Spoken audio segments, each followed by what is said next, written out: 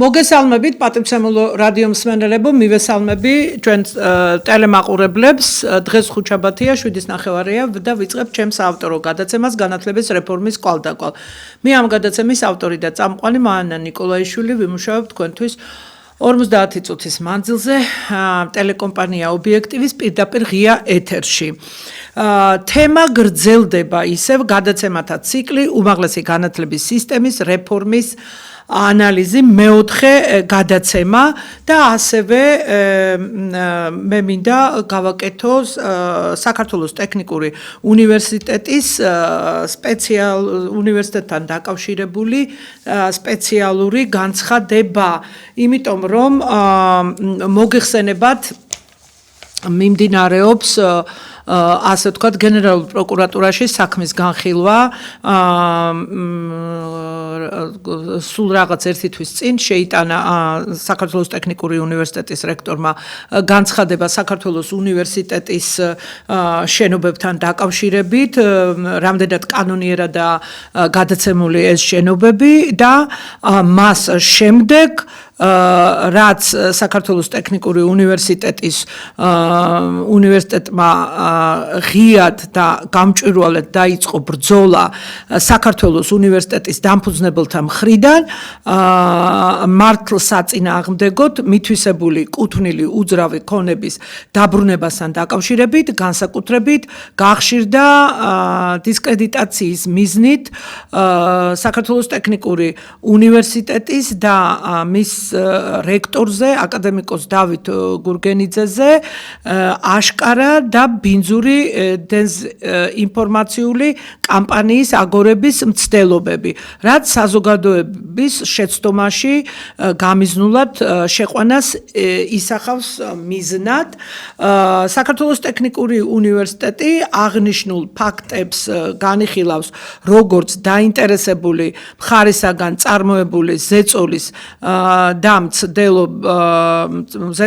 მცდელობას დაიფაროს ის უსამართლობა, რასაც 2004-2008 წლებში ეტაპობრივად და გამიზნულად ჰქონდა ადგილი საქართველოს ტექნიკური უნივერსიტეტის მიმართ და რაც დასრულდა კიდეც მისი კუთვნილი უძრავი ქონების უკანონო გასხვისებითა და საქართველოს უნივერსიტეტის დამფუძნებლის გიული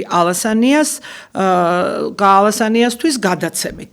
ალასანია დღეს ცდილობს პირდაპირ თუ ირიბი დარტყმები მიაყენოს საქართველოს ტექნიკურ უნივერსიტეტს, მის რექტორს, პროფესორ მასწავლებლებს, მოახდინოს უნივერსიტეტის დისკრედიტაცია საზოგადოებისა და განსაკუთრებით ახალგაზრდობის თვალში. მე ვციტირებდი ამონარიდი რამდენიმე ასე ვთქვათ ამონარიდი წავიკითხე საქართველოს ტექნიკური უნივერსიტეტის სპეციალური განცხადებიდან. ახლა ჩემი პოზიცია ამასთან დაკავშირებით. ესე იგი, როგორც განცხადებიდან ჩანს, ეს არის ძალიან მოკლე ამონარიდი იქნა, განცხადება საკმაოდ დიდია. ბრძოლა გამოუცხადა რექტორს და საერთოდ უნივერსიტეტს და რექტორს, ბატონ დავით გურგენიძეს, ქალბატონმა გიული ალასანიამ. ეს მოსალოდნელიც იყო, არ შეიძლება აი სასწავლო დაწესებულების გარშემო ასეთი ბინძური მეთოდებით ბრძოლა, მე პირველ რიგში მივმართავ ჟურნალისტებს. არ შეიძლება. უნდა იქნას ყველაფერი შესწავლილი, დასაბუთებული და შემდეგ არის გასაკეთებელი, ასე ვთქვათ, განცხადებები იქნება ეს თუ წასვლა, მოსვლა, აღარაფერს ვლაპარაკობ მივარდნაზე და არ ვიცი, რაღაც გაუფრთხილებელ მისვლებზე. და აი მთლიანად უნივერსიტეტზე მის პროფესორ მასწავლებლებზე, სტუდენტებზე, კიდევ ვიმეორებ რექტორზე, სამეცნიერო წრეებზე მიმდინარეობს მორიგი შეტევა. აქ გამოიკვეთა ორი მიმართულება. ამ შეტევის ორი მიზეზი თუ ორი მიმართულება. პირველი რექტორისა და მისი ოჯახის ქონებრივი საკითხებით არიან დაინტერესებულები და მეორე საუნივერსიტეტო ქონებით, კერძოდ ცოტნე მირცხულავა სახელობის წყალთა მეურნეობის კვლევითი ინსტიტუტის ვაკის რაიონში მდებარე ამორტიზებული შენობის აუქციონის წესით გაყიდვის საკითხით დაინტერესდნენ. მე ჩემი ანალიზით და ჩემი დასკვნით გამოირკვა, რომ 2018 წლიდან აღნიშნული ინსტიტუტის ამორტიზებული შენობა აღარ წარმოადგენს საქართველოს ტექნიკური უნივერსიტეტის საკუთრებას და გადასულია ეკონომიკისა და მდგრადი განვითარების სამინისტროს ბალანსზე. და საყურადღებოა აქ ორი ფაქტორი. 2018 წელს დღევანდელი რექტორი ბატონი გურგენიძე არ იყო საქართველოს ტექნიკური უნივერსიტეტის რექტორი. რექტორად არჩეული იქნა 2020 წელს. როგორც ვიცით, ხომ? და ეს შეიძლება ადვილად გადაამოწმოს ნებისმიერმა ადამიანმა. საქართველოს მეორე ფაქტორი, საქართველოს ტექნიკური უნივერსიტეტის პრეროგატივას არ წარმოადგენს ინსტიტუტის აუქციონის წესით გაყიდვის პროცესი. და საერთოდ არა მარტო საქართველოს ტექნიკურ უნივერსიტეტს, ეს ასეა, როდესაც რაღაცა იყიდება, ეს მიაქვს სახელმწიფოს და შემდეგ ასე არ წაიღო ეს სადაო კორპუსები, საქართველოს უნივერსიტეტის კორპუსები, ყველაფერი წაიღო, ეს იყო კუთვნილება საქართველოს ტექნიკური უნივერსიტეტის, მაგრამ ჯერ ეკონომიკის სამინისტრომ წაიღო და მერე აჩუქა თუ მისცა დედამის. შემდეგ საყურადღებოა, რომ პირველი აი ეს ინსტიტუტი უნდა აშენდეს სოფელ დიღომში, საქართველოს ტექნიკურ უნივერსიტეტის კუთვნილ ტერიტორიაზე. მიწის ნაკვეთი გამოყოფილია. პირადად მე ვიყავი არა ახლა, არამედ 1 წლის წინ, წელწადნახევრის წინ, მე ვიყავი გადაღებაზე და იქ არის კიდევ სხვა დაწესებულებები სამეცნიერო კვლევითი, რომელიც ეკუთვნის საქართველოს ტექნიკურ უნივერსიტეტს, არის დიდი ნაკვეთი და მიწის ნაკვეთი, არსებობს შენობის პროექტი დამტკიცებული და იქ აშენდება ეს და კიდევ სხვა დაწესებულებები. ამასთან დაკავშირებით იყო საუბარი ჩემი ჯერ კიდევ მე მგონი 3 წლის წინ ჩავწერე რექტორთან ინტერვიუ და იქ და არაერთ ჩემ გადაცემაში. ჯერთი ეს შენობები ამორტიზებული რომ იყო და რომ დაშალეთ მეცნიერებათა აკადემია და რაც მოგეწონათ შენობები ის ინსტიტუტები რო გაყიდეთ და მერე ფარატინა ფურცლები რომ მიაკარეთ იქ ილიაონში და იგივე თბილისის სახელმწიფო უნივერსიტეტში და კიდევ სხვაგან სახელმწიფო უნივერსიტეტებში ყველგან მთელი რიგი ინსტიტუტები რო გაყიდეთ თქვენ რა ხმა გაქვთ ამოსაღები ქვეყანას გაუყიდეთ ფილოსოფიის ინსტიტუტი, ფსიქოლოგიის ინსტიტუტი, სხვას რო თავი დავანებოთ აღმოსავლეთ დასავლეთმცოდნეობის ინსტიტუტი და რა ვიცი კიდე უთვალა უანგარიშოთ გაყიდეთ ყველაფერი ანგარიშს მიუცემლად და რაც იყო ეს ინსტიტუტები ეს გადაეცა ტექნიკურ უნივერსიტეტს როცა თქვენ დაშალეთ ისინი რატო არ გააკეთეთ და რატო არ ააშენეთ მიყარეთ მოყარეთ აქეთ-იქით იმიტომ რომ რასაც ქონდა ამორტიზებული და ავარიული შენობები ესენი არ გაინტერესებდათ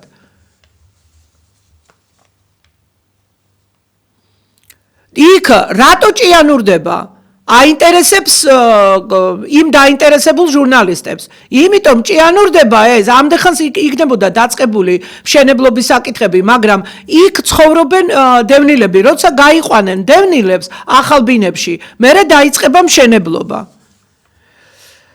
ახლა განვიხილოთ პირველი საკითხი როგორც დავასახელე, აქ გამოიკვეთა ორი საკითხი, ერთი რექტორისა და მისი ოჯახის ქონებრივი საკითხები და მეორე აი ეს რაც განვიხილეთ ამ ინსტიტუტის ცოტნე მირცხულავა სახელობის წყალთა მეურნეობის კვლევითი ინსტიტუტის ვაკის რაიონში მდებარე ამორტიზებული შენობის ეკონომიკის სამინისტროს მიერ გაყიდვის პროცესი. ამაზე მოგახსენეთ. ეხლა რაც შეეხება აი ამ ოჯახის გურგენიძეების ოჯახის ქონებით დაინტერესება. რით ვერ ამოწურეთ ეს საკითხი ჯერ ერთი ეს ოჯახი რომ იტყვიან იდევნებოდა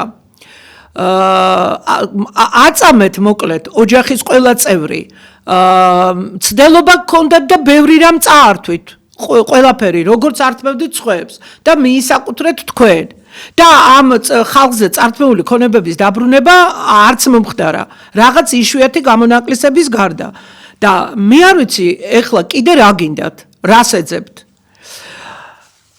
გურგენიძის ბიოგრაფიიდან ნათლად ჩანს რომ 90-იანი წლების დასაწყისიდან ბატონი გურგენიძე მოღვაწეობდა ბიზნესის სფეროში ჯერ რუსეთში შემდეგ ავსტრიაში შემდეგ საფრანგეთში და ევროპის სხვადასხვა ქვეყნებში 2001-2004 წლებში იყო ენერგეტიკის მინისტრის მოადგილე ანუ იკავებდა საჯარო თანამდებობას უმაღლეს საჯარო თანამდებობას მე მოვიძიე სანამ ამ განცხადებას გავაკეთებდი მე ისე არაფერს არ ვაკეთებ ხო ჩემმა ერთგულმა რადიომსმენელ და ტელემაყურებელმა იცის რომ სულ საბუთები მაქვს მოტანილი და სულ ან შესწავლილი და ისევ საუბრობ. აი ყველა წლის ასე ვთქვათ 4 წლის 2001, 2002, 2003, 2004. აი მე ხელთ მაქვს 4 წლის დეკლარაციები. და იქ იცით მოგეხსენებათ არის უძრავ მოძრავი ქონება. და რა არის გასაკვირი მე არ ვიცი. შევისწავლე მე საჯარო ინფორმაცია, დეკლარაციები და სახელმწიფოს არავითარი დავა ან მაშინდელ არასამთავრობო ორგანიზაციებს ბატონ გურგენიძესთან არ ქონიათ რაიმე მაშინ რომ იყო ბრძოლა და მაშინ რომ იყო ასე ვთქვათ ვრცელი ასპარეზი რო ქონდა არასამთავრობო ორგანიზაციებს ისე უნდა მაგრამ არაფერი არ ქონიათ იქ საჩივარი არავის დეკლარაციებში როგორც თქვი მოცემულია უძრავ მოძრავი შთამბეჭდავი ქონება და ფულადი სახსრები იმ ეტაპზე იყო მილიონერი კი არა უფრო მეტი თანხა გააჩნდა ეს ფულადი თუ უძრავ მოძრავი ქონება და ეს მოპოვებული ქონდა ბიზნესში მოღვაწეობის დროს რომელიც გრძელდებოდა 10 წლების მანძილზე 2004 წელს დატოვა საჯარო სამსახური გადავიდა ბიზნესში ისევ 2007-2010 წლებში ნაციონალების ხელისუფლებამ მოისურვა ისევე როგორც სხვა ოჯახების გურგენიძის ქონების დიდი ნაწილის მიტაცება რაც გითხარით რაც მთელმა ქვეყანამ იცის და აღასრულა ამ ოჯახმა განიცადა მრავალგზის შევიწროება, დევნა, ციხე, პირადად გურგენიძემ და არაერთი სირთულე. დავების სასამართლოში ოცნების ხელისუფლებამ ქონების რაღაც ნაწილი დაუბრუნეს. და მე მაქვს ერთი კითხვა ამ მოდავე მხარესთან, ასევე მათ მხარდამჭერ ჟურნალისტებთან. რა გინდათ? ერთი ბინა, ან თუ გინდ ორი ბინა,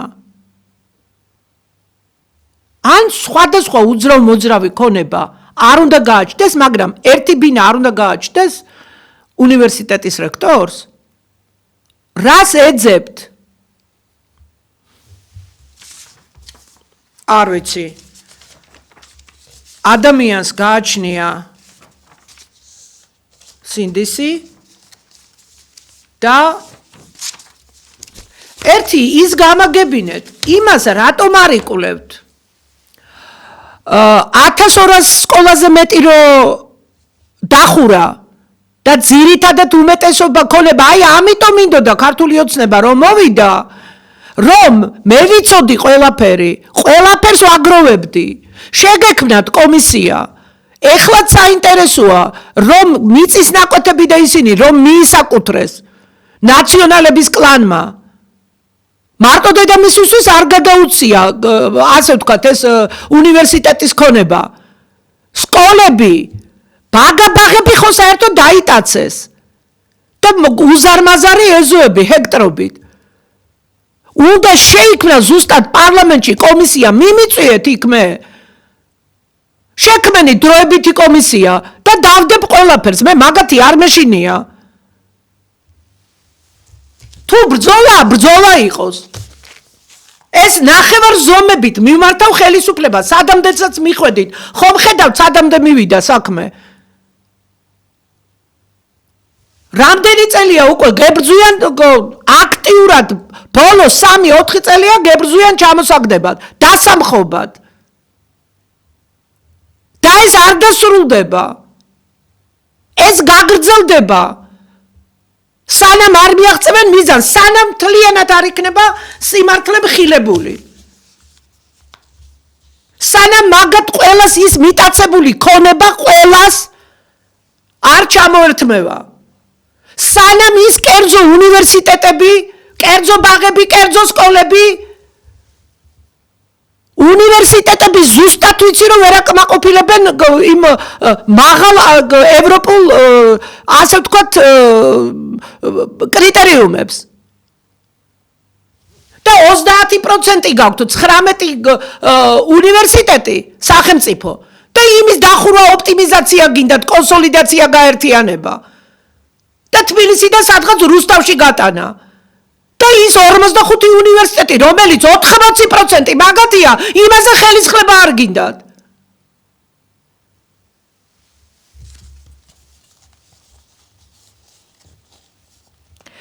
კარგით, გადავიდეთ მეორე საკითხზე. უმაღლესი განათლების სისტემის რეფორმის ანალიზი. და ამათ რო გავცე ნორმალური პასუხი, რომელიც ყველაფერი მისხალ მაქვს აკინძული, იმის საშუალებასაც არ მაძლევთ. ვასიკო მაგლაფერიძე წამომჯდარა იქ, მაგათი იდეოლოგი და საზოგადოებრივი არხი ჩემთვის ჩაკეტილია.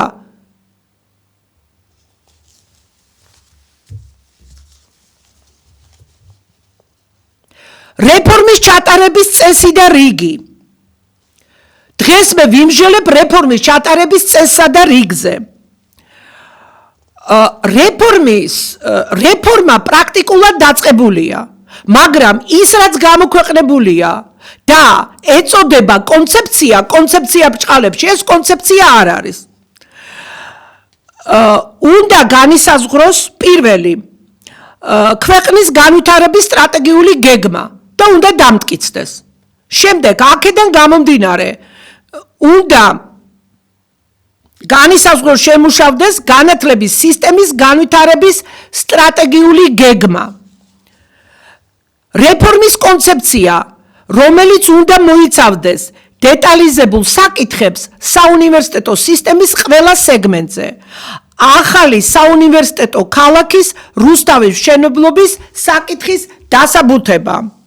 რუსთავი იყო სამრეწველო ქალაქი და უნდა აღდგეს მისი სტატუსი. იზრუნეთ ამაზე. და არა იმაზე, რომ თბილისიდან გაიტანოთ რუსთავში უნივერსიტეტები.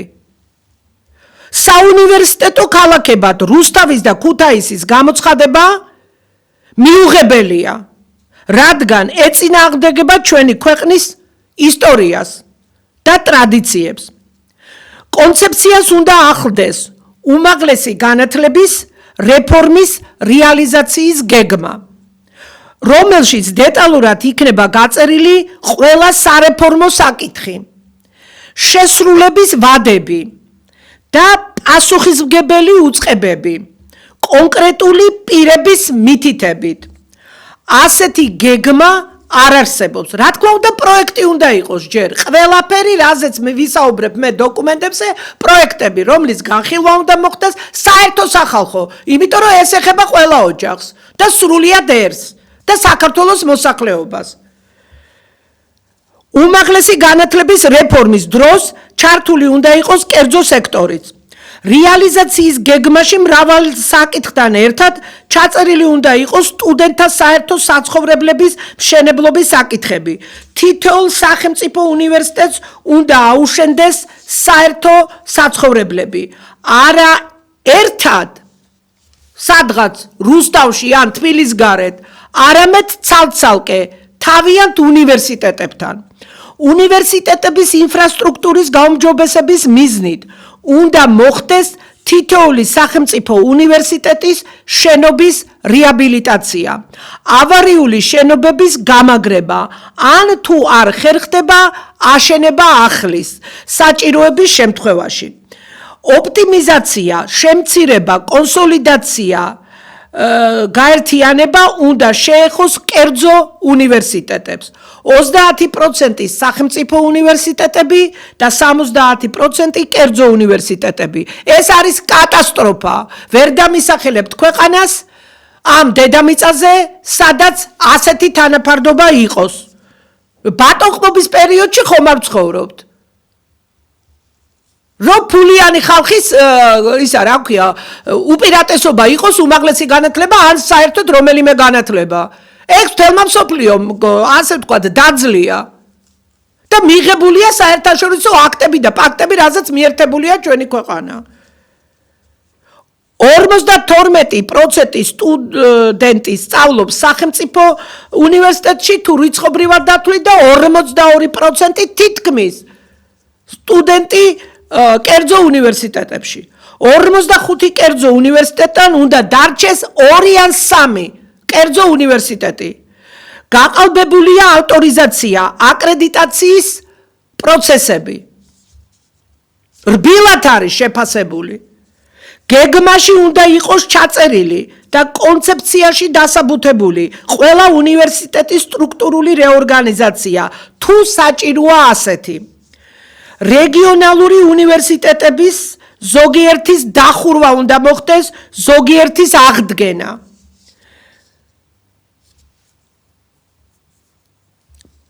მაგალითად ზუგდიდის. გადაეცით რომელიმე სკოლას, დანგრეულია მაინც იმდენი სკოლები. ეგ არის მოგონილი უნივერსიტეტი, არასდროს არ ყოფილა მაგ და ის აფხაზეთიდან დევნილები და კიდევ სხვები წამოიყვანეთ როგორც წინა გადაცემაში ბატონი ბიძინას აშენებულ კეთილმოწყობილ ქუთაისის საერთაშორისო უნივერსიტეტში და დაარქვით იმას სოხუმის საერთაშორისო უნივერსიტეტი. ქუთაისის საერთაშორისო უნივერსიტეტის სტრუქტურული რეორგანიზაცია უნდა მოხდეს გაზრდის მიმართულებით. აკაკი წერეთლის სახელობის უნივერსიტეტი, სახელმწიფო უნივერსიტეტი მიუერთეს. ზუგდიდი, როგორც ვთქვით, გაუქმდეს და გადმოიყვანეთ აქეთ კონტინგენტი, ცხინვალი გამოუყავით გორს და გადაიყვანეთ იქეთ და იქნება კარგ პირობებში. სოხუმის, თბილისიდან რაც არსებობს უნივერსიტეტი გადაიტანეთ იქ, ქუთაისის საერთაშორისო უნივერსიტეტში და დაარქვით სოხუმის საერთაშორისო საერთაშორისო უნივერსიტეტი და მთელ საქართველოში შეამცირეთ ეს კერძო უნივერსიტეტების რიცხვი და ბათუმში რასაჭიროა 5 კერძო უნივერსიტეტი. შემდეგ კონცეფციაში უნდა ჩაიწეროს და შემდეგში კონსტიტუციაში უმაღლესი განათლება სავალდებულოა. არავითარ შემთხვევაში არ უნდა მოხდეს ის, რაც არის სავალუტო ფონდის, მსოფლიო ბანკის, რა ვიცი, ევროგაერთიანების, ყველა უცხოური ექსპერტის, რად გინდათ ფიზიკოსი, რად გინდათ ქიმიკოსი, რად გინდათ ბიოლოგი, რად გინდათ ინჟინერი, რად გინდათ ექიმი, რად გინდათ ოპერა. ამას უმაღლესი თანამდებობის პირებს ეუბნებოდნენ. ჩვენს პრეზიდენტებს, ჩვენს განათლების მინისტრებს და სამინისტროს მაღალ ჩინოსნებს. კონსტიტუციაში უნდა ჩაიწეროს საშუალო პროფესიული და უმაღლესი განათლების მიღებას თავის ხარჯზე უზრუნველყოფს სახელმწიფო. ჭარბი გეოგრაფიული კონცენტრაციის საკითხი უნდა გადაიჭრას არა მექანიკურად და ბარბაროსულად თბილისის საუნივერსიტეტო ქსელის განადგურებით და რუსთავში გადატანით, არამედ ქვეყნის განვითარების ახალი სტრატეგიული გეგმით. უნდა დაიწყოს აშენება ფაბრიკა ქარხნების. რუსთავში რისი აღდგენაცაა საჭირო აღდგეს და თუ არა და თავიდან აშენდეს. ასევე ქუთაისში. ხომ იყო დაწყებული ქუთაისის დიდი საავტომობილო ქარხნის მშენებლობა, რატო გაჩერდა?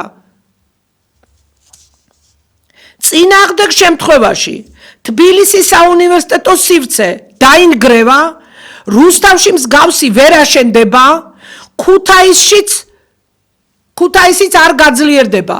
ის თუ არ გააკეთეთ, რასაც მე ვამბობ. ქვეყნიდან მოხდება მოსახლეობის ძლავრი გადინება. არა მარტო ახალგაზრდების, არამედ რაც ვართ დარჩენილები, უმეტესობა აიყრება ოჯახებიანად და წავა ემიგრაციაში, საზღვარგარეთ. ამ რეფორმის გატარება ქართულ ხალხში არ შეიძლება, ვინაიდან გენეტიკური სწრაფვა ქართულს განათლებისადმი. ეგ არაფერს არ ნიშნავს თქვენ, რომ ცუდი განათლების რეფორმებს აკეთებთ. არა მარტო ეს ხელისუფლება 33 წელია.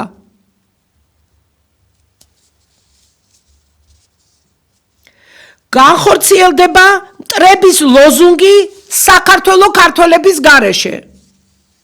თბილისის ჭარბ გეოგრაფიულ კონცენტრაციას დაშლის და მოხდება დეკონცენტრაცია არა უნივერსიტეტების გადატანით და მოძრაობით. რეგიონების ქალაქებში არამედ ფაბრიკა ქარხნების საწარმოების გახსნით. რეგიონების ქალაქებში. გაუმართლებელი და დაუსაბუთებელია რეგიონულ უნივერსიტეტებში აგრარული ფაკულტეტების დამატება. რატომ? რა მოსაზრებით? დაასაბუთეთ. დაუბრუნდეს სახელმწიფოს აგრარული უნივერსიტეტი. მარტო ქალბატონ გიულის რო დაძდევთ, დააბრუნეთ ის და საერთოდ ყველაფერი რაც დაიწაცეს მაგათმა. სკოლები, ბაგაბაღები თავის ეზუებად რო აქვთ გადაკეთებული და ზოგ სახლებად. ზოოვეტერინარიის უნივერსიტეტი აღდგეს აგრარული მიმართულების და რაც არის კვლევითი სამეცნიერო ინსტიტუტები. კონცეფციას რეალიზაციის გეგმასა და კანონ პროექტში უმაღლესი განათლების კანონის ერთი პაკეტი უნდა გამოვიდეს. უნდა ჩაიწეროს და გაკეთდეს ჩამონათვალი სახელმწიფო უნივერსიტეტების განისაზღვროს რაოდენობა, ასევე განისაზღვროს სახელმწიფო და კერძო უნივერსიტეტების თანაფარდობა ევროპული ქვეყნების მსგავსად. ანუ კერძოები უნდა შემცირდეს, სახელმწიფო კი ბატონო დარჩეს ისე, მაგრამ ისინი უნდა შემცირდეს. დაფინანსების ახალი წესი. შესაძლებელია ცალკე გამოიცეს კანონად უმაღლესი სასწავლებლების დაფინანსების წესი. ან სკოლამდელი სკოლების პროფების დაფინანსების კანონი. ერთიანად. არა მარტო უმაღლესის, არამედ ყველასი. რეფორმა ისე დაიწყო, რომ არ არის ცნობილი დაფინანსების ახალი წესი. თუმცა მსოფლიო ბანკი 6-7 წელია მუშაობს უნივერსიტეტების დაფინანსების ახალ წესზე. და დაასრულა არის ეს ახალი წესი. და მე რომ მოვიკითხე ეს წესი არ არის ჯერჯერობით გამოყენებული. ის წესიც არ არის საუკეთესო, მაგრამ არავინ იცის დაფინანსების რა წესი იქნება ამ ახალი რეფორმით რა არის გათვალისწინებული. ეს არის გაუგონარი დარღვევა. ქვეყნის მოსახლეობას ესაუბრებით ახალ რეფორმაზე და არ ესაუბრებით მის საფუძველზე. და ყველაფრის საფუძველი არის დაფინანსება. თახის გარეშე რას გააკეთებ? თახის გარეშე რას გააკეთებ? ქალაქის ერთი ნაწილიდან მეორე ნაწილში ვერ გადაადგილდები თახის გარეშე. მე ერთი კითხვა მაქვს რეფორმატორებთან, კარგი რექტორებთან, კარგი არ ეკითხებით, არ იხილავთ შრომით კოლექტივებში რეფორმის კონცეფციას, მაგრამ დაფინანსების წესი როგორ არ იკითხეთ? და თუ იკითხეთ, გაურკვეველ ინტერვიუებს რომ იძლევით, დაფინანსების წესზე ვერ გვეტყვით 2 სიტყვას? რატომ არ არის ცნობილი რა დაფინანსების წესი იქნება? და საერთოდ რატომ არ მიმდინარეობს განხილვა? მაგრამ იცით რა, ეხლა რატო შევჩერდი? რისი განხილვა უნდა იყოს? ის რაც გამოქვეყნებული ამ დოკუმენტის განხილვა პრაქტიკულად არ შეიძლება. მაგრამ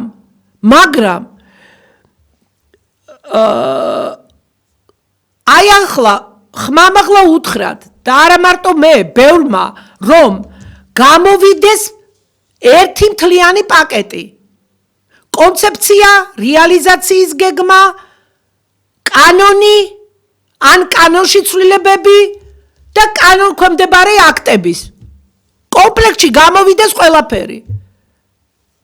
და დაწვრილებით იყოს ჩაწერილი ყველაფერი. სახელმწიფო დაკვეთა შემოდის სახელმწიფო უნივერსიტეტებში. სახელმწიფო უნივერსიტეტებში ადგილები შემცირდება. ეს გამოიწვევს აბიტურიენტების მიმართვების გაზრდას კერძო უნივერსიტეტებში, რაც ავტომატურად გამოიწვევს კერძო უნივერსიტეტებში ჩაბარების მსურველთა რიცხვს და ასევე ფასებიც მოიმატებს. და ვინც ვერ შეძლებს ამ თანხების გადახდას, დარჩება უმაღლესი განათლების მიღმა. ასოციაციურად ამომიტივტივდა ისტორიიდან ცნობილი ფაქტები, ბატონყმობის პერიოდი.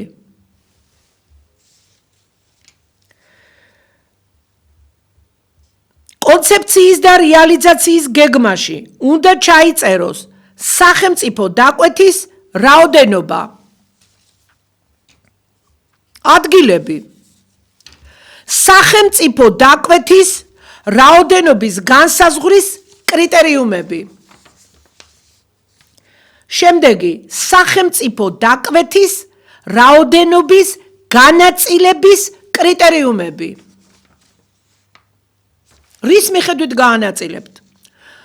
ხარისხის მართვის ეროვნული ცენტრის რეფორმირების საკითხებიც უნდა გამოიტანოთ კონცეფციაში, რეალიზაციის გეგმაში და ახალ უმაღლესი განათლების კანონ პროექტში ან კანონში თუ შედის ცვლილებები.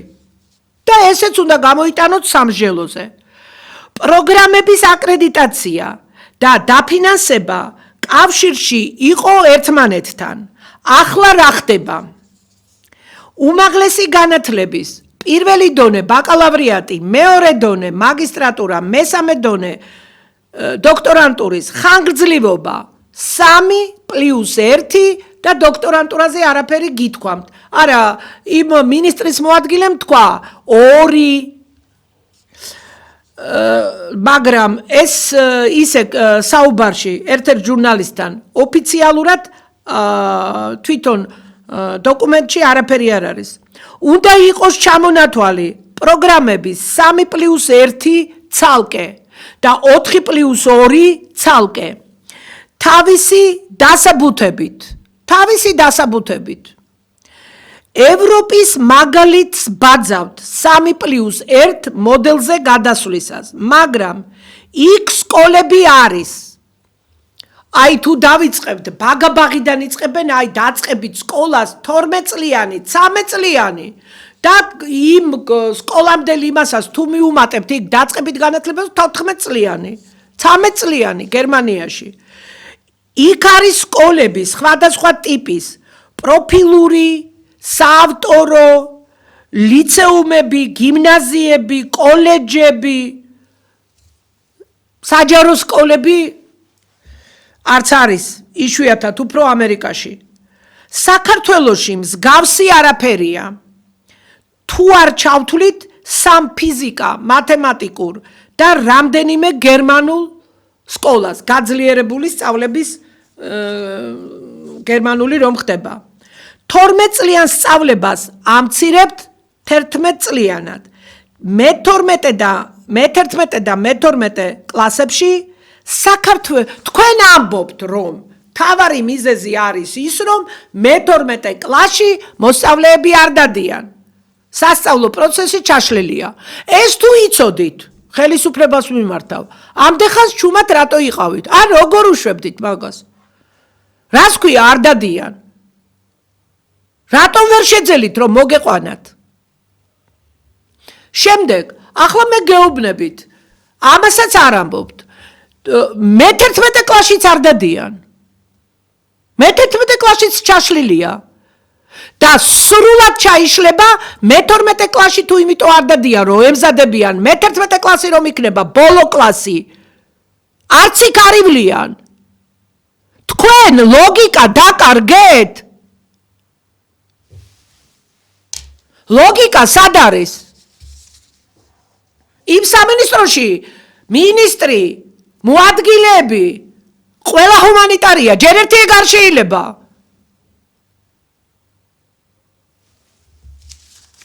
იმ გერმანიას და ევროპას რომ ბაძავთ, როგორ არის იქ?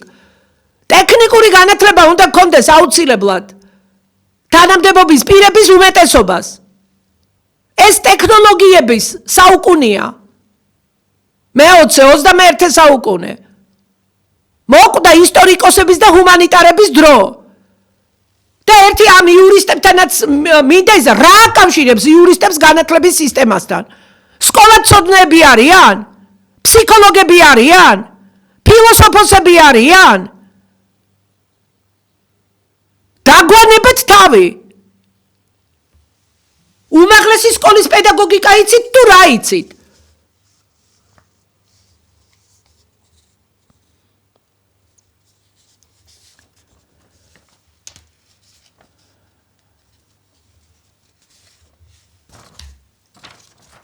აი რა ლოგიკაა ეს? მე-12 კლასს ხურავთ იმიტომ, რომ არ დადიან.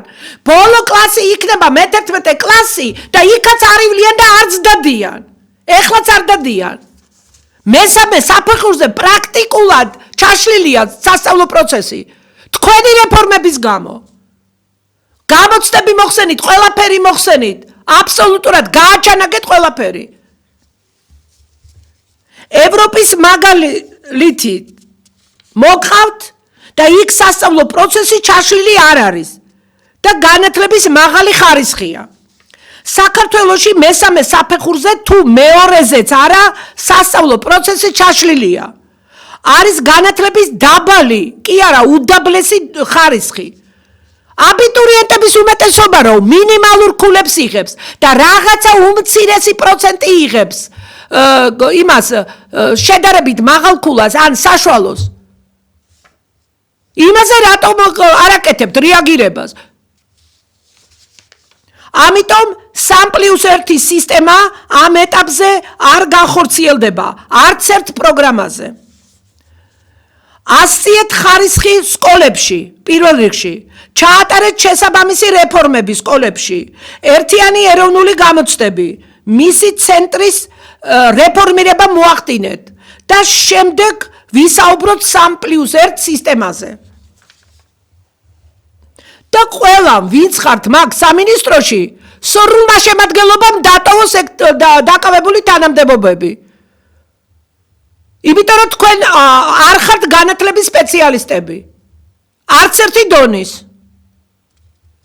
ყველა რიგითმა თანამშრომლებმაც. რამდენი უვარგისი ეროვნული სასწავლო გეგმა დამუშავდა ლალი კალანდაძის პირობებში და კიდე იქ არის ის დეპარტამენტის თავმჯდომარე. ქალმა რომელმაც არ იცის არაფერი.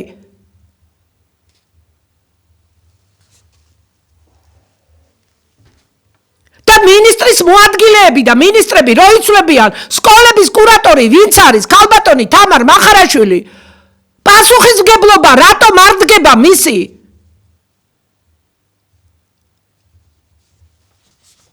ბატონო ბიძინა,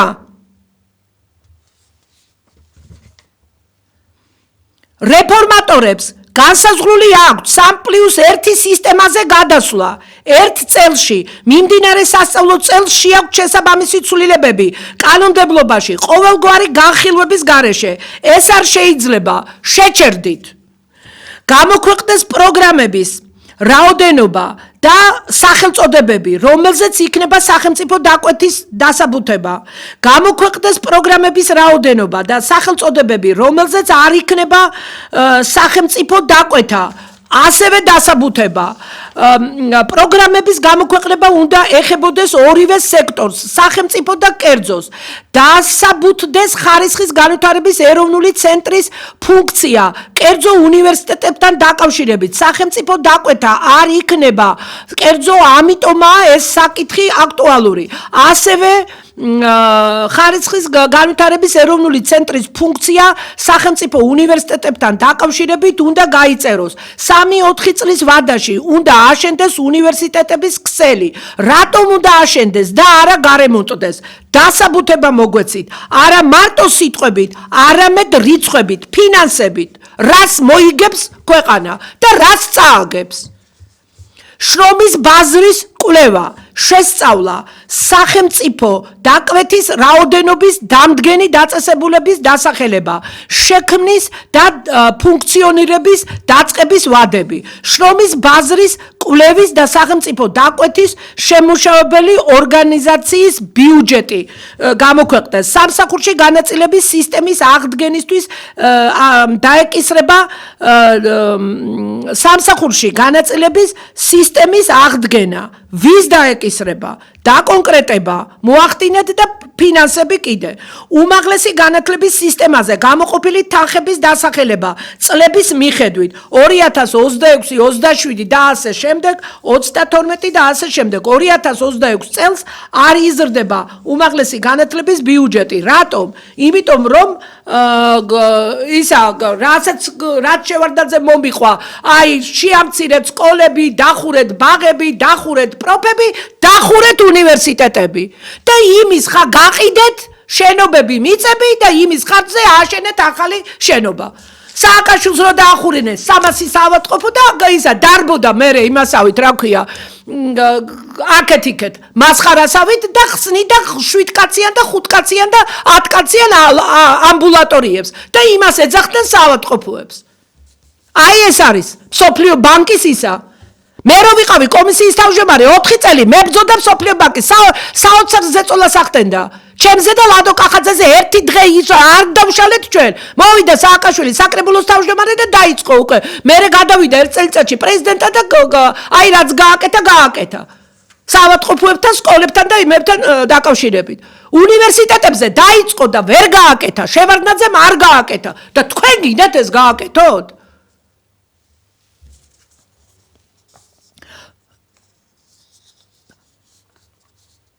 ესე იგი, უნდა მოვახდინოთ საბოლოო სასიკვდილო გასროლა, საკონტროლო გასროლა, დავარქვი ამას. შევამცირეთ და მოვარყიეთ და დავეცით ნულზე და მინუსებში განათლების ხარისხი. სკოლებში, უმაღლესებში, ყველგან, პროფებში დავარღვიეთ ხელმისაწვდომობა, თანაბარი და ერთნაირი პირობები განათლების მიღების დროს. ახლა საჭიროა დიადი მიზნის ბჭყალებში ქართველი ერი მომსახურე ერად გარდაქმნისათვის ერთი საკონტროლო გასროლა უმაღლესი განათლების რეფორმის სახით. სახელმწიფო დაკვეთის შემცირება, მთელი რიგი პროგრამების ამოღება, პროგრამების ხანგრძლივობის შემცირება თავისთავად გამოიწვევს კადრების მნიშვნელოვნად შემცირებას. მესამედი დარჩება.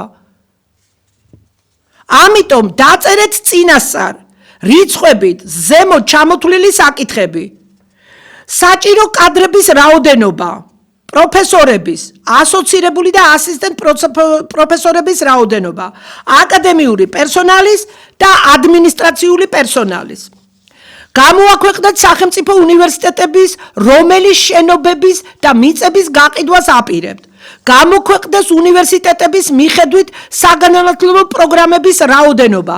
გამოქვეყნდეს თითოეული სახელმწიფო უნივერსიტეტში ფაკულტეტების რაოდენობა.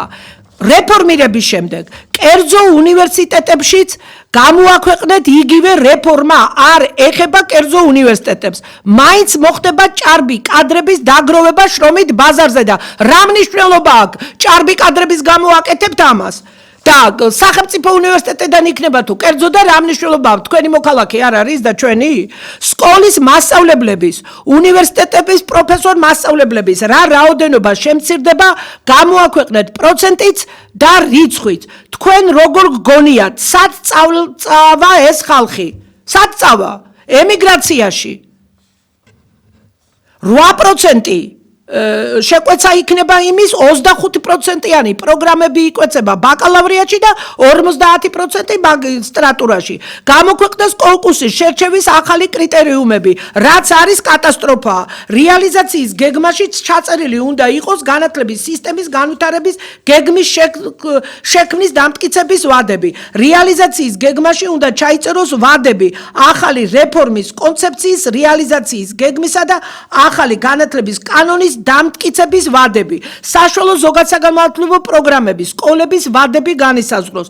11 წლიანი და 12 წლიანი ვადები პარალელურად არ შეიძლება. კერძო სკოლებში, ევროპულში, IB პროგრამები სადაც არის, გააუქმეთ, სადაც თქვენი შვილები სწავლობენ.